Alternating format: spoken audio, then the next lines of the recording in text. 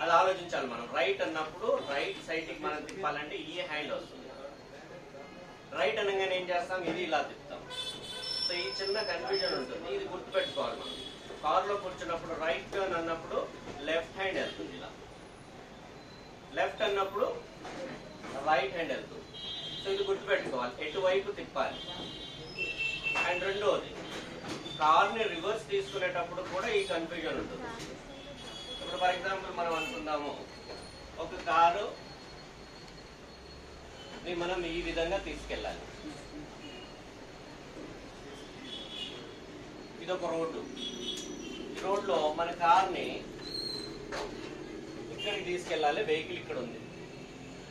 ఇక్కడ నుంచి ఇటు వెళ్ళాలి అంటే మీరు ఏం చేస్తారు, first right indicator and vehicle steering at side తిప్పుతున్నారు, రైట్ కి తిప్పుతున్నారు.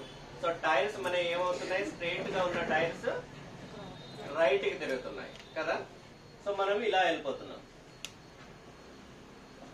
ఫ్రంట్ వెళ్ళేటప్పుడు ఫార్ములా ఇది. ఓకే, ఇక్కడే సెంటర్ లో ఉన్నాము. ఇప్పుడు మనము రివర్స్ లో ఇక్కడ రావాలి. స్టీరింగ్ ఎటువైపు తిప్పాలి, కొన్ని ఆన్సర్స్ లెఫ్ట్ వచ్చాయి, ఆ కన్ఫ్యూజన్ ఉండొద్దు.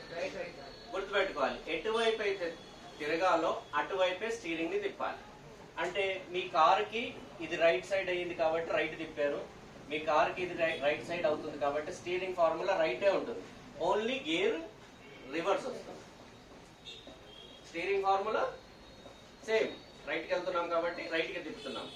ఇది కూడా మీకు బ్యాక్ సైడ్ లో వెళ్తున్నాం, ఓన్లీ రివర్స్ గేర్ వేసాం, కానీ ఇది మీకు రైట్ సైడే అవుతుంది కాబట్టి రైటే స్టీరింగ్ తిప్పాలి. ఇది మనం డ్రైవింగ్ టెస్ట్ ఇచ్చేటప్పుడు చాలా ఉపయోగపడుతుంది. గుర్తుపెట్టుకోవాలి, ఎటువైపు అయితే వెళ్ళాలో అటువైపే తిప్పాలి. ఓకే, రెండోది, మనం ఇటువైపు వెళ్తున్నాం, లెఫ్ట్ తిప్పాము, ఇది మీకు ఏమవుతుంది, లెఫ్ట్ అవుతుంది ఒకవేళ ఇటు రావాలి అంటే. సో స్టీరింగ్ ఫార్ములా లెఫ్టే ఉంటుంది. సో ఈ సెకండ్ ఇమేజ్ లో అదే మీకు చూపించడం జరిగింది.